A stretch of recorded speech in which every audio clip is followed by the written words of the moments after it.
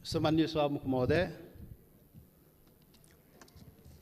तपाईँ यो बाल्नुभयो, किन बाल्नुभयो होला? खोइ अरू वक्ता बोल्दाखेरि बाल्नु भएन, समय बोल्नु भएन, मेरोमा किन बोल्नु के अरे समय भन्नुभयो, किन बाल्नुभयो खै बुझिएन। मान्य सदस्य, परम्परा त्यस्तै रहेछ। परम्परा त्यस्तै हो। ए, भेदभाव गर्ने परम्परा कायमै राख्ने, ल त्यो पनि ठिकै हो। सभामुख महोदय, सभामुख महोदय, यो देशमा सैकड़ों हजारौं पटक संसदको बैठक बसेको छ, तर आजको बैठक सारा नेपाली जनता, सम्पूर्ण सबै नेपाली जनता टकटकी लगाएर यो संसदप्रति हेरिरहेको छ। सारा नेपाली जनता, जनताको प्रतिनिधि, यो जुन संसदमा हामी राजनीतिक दलको रूपमा उपस्थित भएका छौं, जनताको प्रतिनिधि तो राजनीतिक दलले आज यो ऐतिहासिक दिनमा के भन्दैछ, के गर्दैछ, त्यो चाहिँ सबै सम्पूर्ण नेपाली जनताको जिज्ञासा र ध्यान चाहिँ आजको संसदको बैठकमा छ। सभामुख महोदय, त्यसैले यहाँ सञ्चार माध्यम पनि आजको बैठक ऐतिहासिक बैठक भनिरहेको थियो र वास्तवमा भन्ने हो भने आजको बैठकमा वास्तवमा ऐतिहासिक बैठक नै हो। सभामुख महोदय, त्यसैले ऐतिहासिक बैठकको दिन अब के बत्ती बाल्ने, के समय निर्धारण गर्ने, बोल्ने मनमा भएको कुरा बोल्न दिनुपर्छ। सभामुख महोदय, सभामुख महोदय, आजको सामान्य यो प्रस्ताव होइन। सभामुख महोदय, यो देशको भूमिको सवाल हो। देशको भूमि आफ्नो नेपालको नक्सामा राख्ने सवाल हो, त्यो प्रस्ताव आएको छ आज। यो सामान्य प्रस्ताव होइन। सभामुख महोदय, सम्पूर्ण नेपाली जनताको ढुकढुकी त्यहाँ रहेको छ। सभामुख महोदय, भावना चाहिँ रहेको छ त्यहाँ। त्यो सम्बन्धमा बोल्दाखेरि जनताको प्रतिनिधिले आफ्नो कुरा राख्न सक्नुपर्छ। त्यसैले आज प्रतिबन्ध नलागियो। सभामुख महोदय, सभामुख महोदय, यहाँ आजको जुन सवाल हो, जुन प्रस्ताव हो, तो राष्ट्रियतासँग पनि जोडिएको सवाल हो, सम्पूर्ण नेपालीको भावनासँग पनि जोडिएको सवाल हो, देशको के भन्छ सार्वभौमिकता, देशको अखण्डतासँग पनि जोडिएको सवाल हो। र त्यही सवालको रूपमा आज यो चाहिँ नेपालको नक्सामा त्यो चाहिँ त्यो कालापानी, लिपु लेक र लिम्पुवाधुरा लगायतका त्यो भूभाग नेपालको नक्सामा राख्ने प्रस्ताव यो संसदबाट स्वीकृत गराउन आइएको प्रस्ताव हो। सभामुख महोदय, त्यसैले आजको प्रस्ताव बडा महत्त्वपूर्ण प्रस्ताव हो नेपाली जनताको लागि। सभामुख महोदय, नेपाली जनता आफ्नो, सम्पूर्ण नेपाली जनता, हिमाल पहाड तराई मधेसका सबै नेपाली जनता आफ्नो देशप्रति, आफ्नो भूमिप्रति सजग छ, समर्पित छ, संवेदनशील छ। यो कुरा आज यो बैठकले देखाउन सक्नुपर्छ। आज यो कुरा हामीले आफ्नो कामबाट देखाउन सक्नुपर्छ। त्यो देखाउनुपर्छ, हामी देखाउला। सभामुख महोदय, यो गर्दाखेरि यहाँ अब के भनौँ, विभिन्न आग्रह पूर्वाग्रहले पनि कुराहरू त सुनिन्छ। राष्ट्रियताको सवाल पनि एक लौटी रे, कसैको एक लौटी राष्ट्रियता रे। राष्ट्रियताको सवाल आउँदाखेरि ए त्यो मधेसीले राष्ट्रियताको कुरा गर्छ र? ए गर्दैन नि। अरे राष्ट्रियता कसैको एक लौटी होइन, याद गर्नुहोस्। सभामुख महोदय, म सबैलाई आग्रह गर्न चाहन्छु, राष्ट्रियता भनेको सबैको सम्पूर्ण नेपाली जनताको नेपाली राष्ट्रियता हो। कुनै एउटा वर्ग, एउटा जाति, एउटा समुदाय, एउटा क्षेत्रको राष्ट्रियता हुनै सक्दैन। यदि त्यस्तो राष्ट्रियता भयो भने त्यो पङ्गु राष्ट्रियता हो। त्यो राष्ट्रियता चाहिँ काम लाग्दैन। त्यो राष्ट्रिय एकतालाई सबल गर्न सक्दैन, बलियो पार्न सक्दैन शाहमुख महोदय। त्यसैले आजबाट राष्ट्रिय एकताको परिभाषा, राष्ट्रियताको परिभाषा र राष्ट्रवाद र राष्ट्रघातको परिभाषा ठिकसँग व्याख्या गरिनुपर्छ र बुझिनुपर्छ शाहमुख महोदय। शाहमुख महोदय, म धेरै आज म केही कुरा राखौँला, समय अलि लिउँला तपाईँको, र यो पनि देश र जनताकै हितमा हुन्छ, राष्ट्रिय एकताकै लागि हुन्छ, राष्ट्रियताका लागि बलियो बनाउने काम हुन्छ, जुन आज म विचार राखिरहेको छु। शाहमुख महोदय, यस्तो संवेदनशील घडीमा एकता देखाउने हो। नेपाली जनताले आफ्नो एकता नदेखाए आफ्नो सवालको लागि, आफ्नो भूमिको लागि त कसले देखाइदिने हो? नेपाली जनताले नै देखाउने हो र नेपाली जनताको प्रतिनिधिमूलक संस्था, यो प्रतिनिधि सभाले देखाउने हो। शाहमुख महोदय, हाम्रा धेरै आउँला यो संविधान संशोधनको कुरा आएको छ। यहाँ नक्सालाई लिएर त्यो चाहिँ संविधानमा, त्यो अनुसूचीमा संशोधन गर्ने प्रस्ताव आएको शाहमुख महोदय।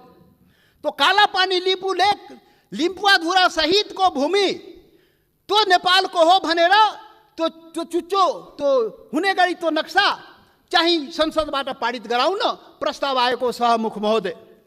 संविधान संशोधन गर्न प्रस्ताव आएको शाहमुख महोदय। शाहमुख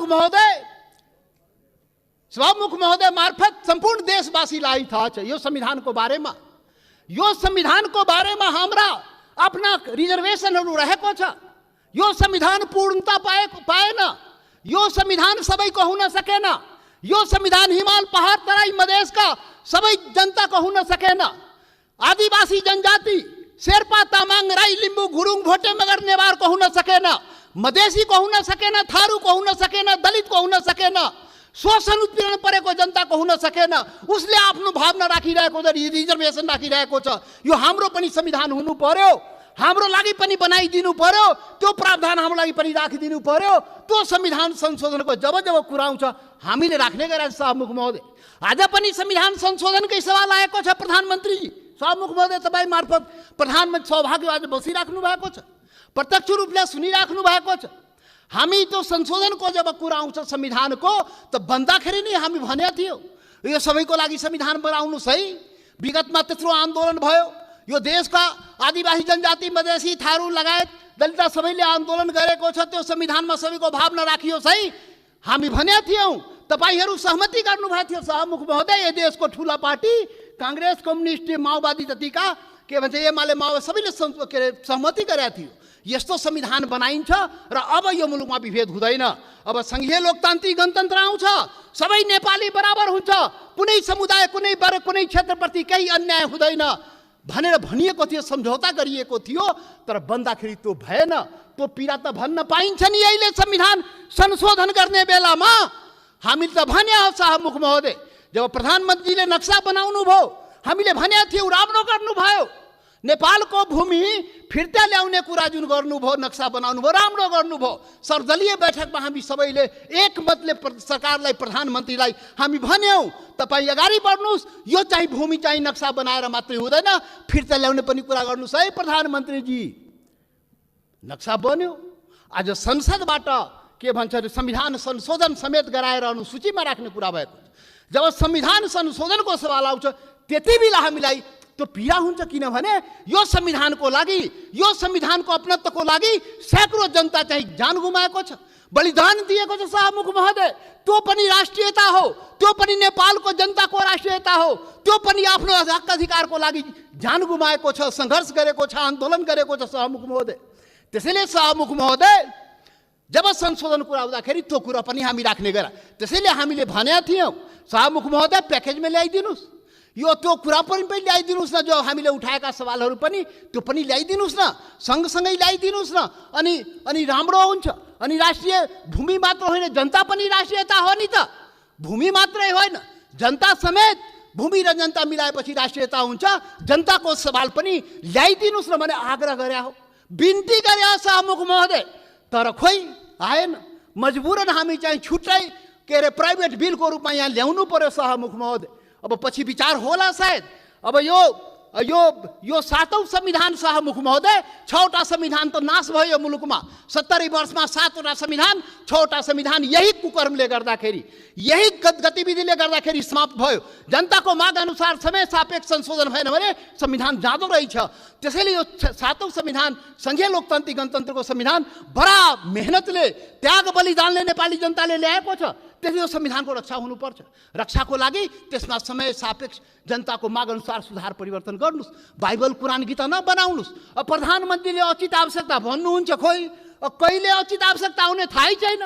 अब खोइ कसरी हुन्छ हो, त्यो भएन सभामुख महोदय। त्यसैले आजको दिनमा त्यो याद गर्न, रिमाइन्ड गर्न खोजेको, सम्झाउन खोजेको यो संविधान संशोधनको सवाल आउँदाखेरि त्यो जनताको, त्यो हिमाल पहाड तराई मधेसका जनताको भावनालाई पनि सम्झिदिनुस्। सम्पूर्ण म भने थिएँ पहिलो दिनमा, पार्टी ठुलो भयो, दिललाई ठुलो बनाउनुस् प्रधानमन्त्रीजी भने थिए, प्रचण्डजी भन्ने थिए। तपाईँ दुईजना शीर्ष नेतालाई दिल ठुलो बनाउनुस्, त्यो दिलमा सम्पूर्ण नेपालीलाई समेट्नुहोस्, हिमाल पहाड तराई मधेसका सबैलाई समेट्नुहोस् र सबको नेता बन्नुहोस्, सबको संविधान बनाइदिनुहोस्, त्यो भने थिएँ। तर आजसम्म त्यो काम भएन।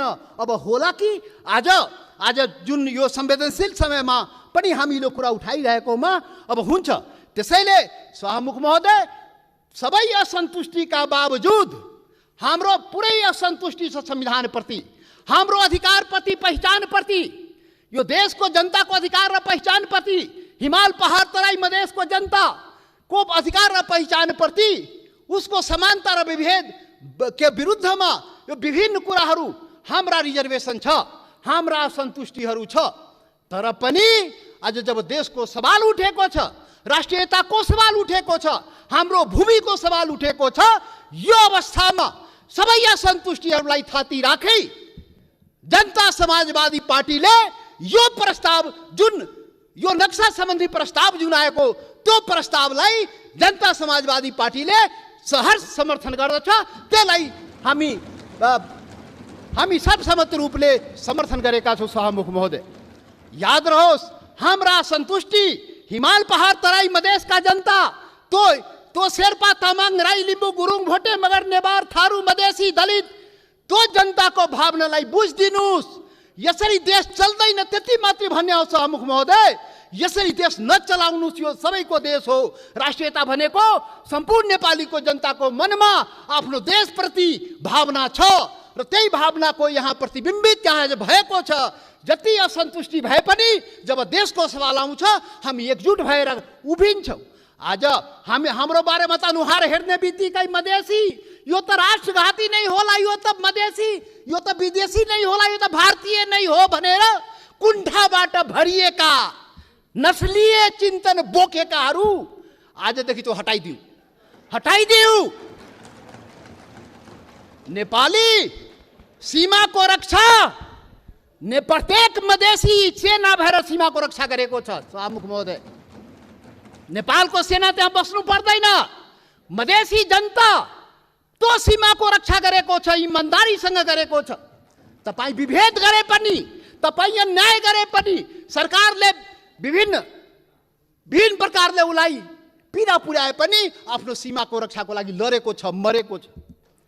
त्यसैले सभामुख महोदय, अब यो जनता समाजवादी पार्टी अब भर्खर हामी एकता प्रक्रियामा पुरा पनि भएको छ, निर्वाचन आयोगमा गएको छ, एक भइसकेको छ। यो वैकल्पिक शक्ति निर्माणको लागि, राष्ट्रिय शक्ति निर्माणको लागि हामी प्रक्रियामा अगाडि बढिसक्यौँ सभामुख महोदय। अब अन्तमा सभामुख महोदय, अब तपाईँ लाइन त नकाट्नु होला, अब अन्तमा आइसके।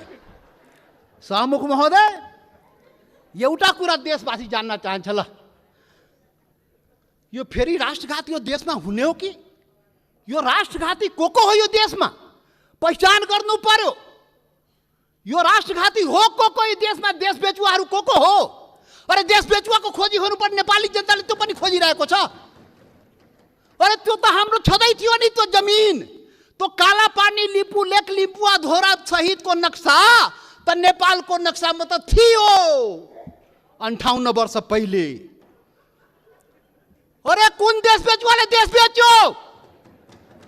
श्वेत पत्र खोइ जारी गरेको? श्वेत जारी गर्नु पर्दैन, टुरी खेलमा राष्ट्रघातीलाई झुन्ड्याउनु पर्दैन, ढाकछोप गर्ने। अरे सभामुख महोदय, महाकाली सन्धि हुँदाखेरि, अरे 25 वर्ष पहिले महाकाली सन्धि भएको थियो र यही संसदबाट पारित गराइएको थियो। त्यो महाकाली सन्धि कसरी भयो? अरे त्यसमै थियो नि महाकाली सन्धिमा लिपुले काला पानी लिम्पु अधुराको महाकालीको स्रोत, त्यो नदीको स्रोत मुहान कता, त्यो क्लियर भएको भए त हाम्रो जमिन मिचिन थियो र किन भएन? यही संसदबाट पारित गराइएको थियो। कसले पारित गरायो? कसले सम्झौता गर्यो? कसले पारित गरायो? म त सुनेको छु, त्यति बेला म सांसद थिइनँ, पार्टी पनि फोरेर पारित गराइयो भो। अरे कस्तो राष्ट्रवादी काम गरे हो? महाकालीलाई संसदबाट पारित गराउँदाखेरि त्यो मुहानको चाहिँ, महाकालीको मुहानको चाहिँ पत्तो नलाउने र त्यसलाई चाहिँ संसदबाट पारित गर्ने। त्यसैले राष्ट्रघातीको पहिचान हुनुपर्छ सभामुख महोदय। सकिनै लाग्यो सभामुख महोदय, यो राष्ट्रवादी कुरा हो, यो खोखला राष्ट्रवादी कुरा होइन। यो राष्ट्रघातीलाई पर्दाफास गर्नुपर्छ नेपाली जनताको बीचमा। को राष्ट्रवादी हो यो देशमा? राष्ट्रघाती, मधेसीलाई राष्ट्रघाती भन्ने, मधेसीलाई राष्ट्रवादी नभन्ने। मधेसी जनता, यो देशको मधेसी जनतालाई त्यसरी औँला ठुर्याउने काम कसैले नगरोस् राष्ट्रवादको मामलामा। सभामुख महोदय, कतिचोटि अग्नि परीक्षा दिने हो, कतिचोटि प्रमाण दिने हो हामी? यस्तो अग्नि परीक्षा नलिनुस् सभामुख महोदय। सम्पूर्ण नेपाली जनतालाई म यो रोस्टमबाट आग्रह गर्न चाहन्छु, यस्तो अग्नि परीक्षा नलिनुस्। त्यो मधेसी जनता त्यो प्रति अन्याय नगर्नुस्, यो देशको आदिवासी जनजातिप्रति अन्याय नगर्नुस्, त्यो थारूमाथि अन्याय नगर्नुस्, त्यो दलितमाथि अन्याय नगर्नुस्। कुटी मारिदियो त दलितलाई। माननीय सदस्य, तपाईँ बोल्दै गर्दा थाहा भएन, मैले 7 मिनेट समय थपिसकेँ। म सकिहालेँ, 1-2 मिनटमा सकिहाल्छु। त्यसैले सभामुख महोदय, यति संवेदनशील समयमा पनि सभामुखले मलाई 2 चोटि टोकिसक्नुभयो। कसरी हुन्छ खोइ बुझ्न सकिएन। लकीर का फकीर। अब प्रधानमन्त्री बन्नुपर्छ समय किटान नहुनलाई। यहाँ प्रधानमन्त्री भएर उहाँ प्रचण्डजी र देउपाजी बोल्दाखेरि समय किटान नहुने, किनभने प्रधानमन्त्री रे। अब जनता समाजवादी पार्टी यो देशको प्रधानमन्त्री भएर अनि रोस्टरमा आएपछि बल्ल त्यो समय पाउने भयो सभामुख महोदय। ठिक छ, त्यो पनि देखाउँला, त्यो पनि नेपाली जनताले देखाउँछ। वेट गर्नुस्। अब राष्ट्रघातीको पहिचान पनि नेपाली जनताले गरेर त्यसलाई टुरी खेलमा झुन्ड्याउनु पर्यो, श्वेतपत्र जारी गर्नु पर्यो। प्रधानमन्त्रीजी, सरकारलाई हाम्रो आग्रह। त्यसैले अन्तमा अब सभामुख महोदय, अब हात जोडेर प्रधानमन्त्रीलाई के म प्रार्थना गरेको भने, यो कागजमा कोरेर नेपाली जनता पाउँदैन। त्यो जमिन चाहियो के, त्यो जग्गा चाहियो नेपाली जनतालाई, भूमि चाहियो। यो चाहिँ समय, यो लोड सेडिङ जस्तै बत्ती आए गए जस्तै नक्साबाट उडाइदिने, फेरि राखिदिने, अनि कुर्सी बचाउनलाई राख्या हो कि के हो त्यो पनि मान्छेले भन्छ। के हो अब के हो? त्यसैले सभामुख महोदय, त्यो जमिन फिर्ता ल्याइदिनु पर्यो। प्रधानमन्त्रीजी सरकारले वार्ता गरेर, फेरि वार्ता हेर्नुहोस् सभामुख महोदय, यो बडा संवेदनशील कुरा म भन्दैछु। नेपाल भारतको सम्बन्ध सिंहदरबार र दिल्ली दरबारले बनाएको होइन, याद गर्नुहोला। यो देशको प्रधानमन्त्री केपी ओली र नरेन्द्र मोदीले बनाएको सम्बन्ध होइन, यो दुई देशको जनताको बीच बनेको सम्बन्ध, हजारौं वर्षदेखि बनेको सम्बन्धको कडी हो। त्यो हर प्रकारको सम्बन्ध जनताको बीचमा छ, खुला सीमा छ। करोडौं जनता जो तपाईको जनता, मधेसको जनता हो, त्यो त्यसको उपभोग गरिरहेको छ। ऊ आफ्नो दाल नुन चिनी कसरी आउने हो, दवा दारूको त्यो आफ्नै स्तरबाट त्यहाँबाट ल्याउँदो रहेछ। नेपाल सरकारलाई थाहा नभए मतलब नभए पनि चलिरहेको छ। त्यो सम्बन्ध हो, विशेष सम्बन्ध हो। त्यसैले वार्ता राम्रोसँग गर्नुस् र भूमि फिर्ता ल्याउनुस्, वार्ताको माहौल बनाउनुस्, वातावरण बनाउनुस्। यहाँ संसदमा उल्टा पल्टा कुरा गरेर सम्बन्ध के छ माहौल बिगारेर त्यो चाहिँ अलि अप्ठ्यारो भइजान्छ सभामुख महोदय। त्यसैले त्यो चाहिँ वार्ताको माहौल बनाएर हामीलाई जग्गा फिर्ता चाहियो, नेपाली जनतालाई के अरे यो जग्गा फिर्ता चाहियो। त्यसैले अब जनताले के भन्छ भने, यो कोरोनाको अवसरमा जनताको जीवन रक्षा नगर्ने सरकारले हाम्रो भूमिको रक्षा गरिदिन्छ भने जनताले भनिरहेको छ। त्यो चुनौती तपाईको अगाडि छ। जनताको जीवनको रक्षा पनि गर्नुपर्छ, हाम्रो भूमिको रक्षा पनि गर्नुपर्छ। धन्यवाद।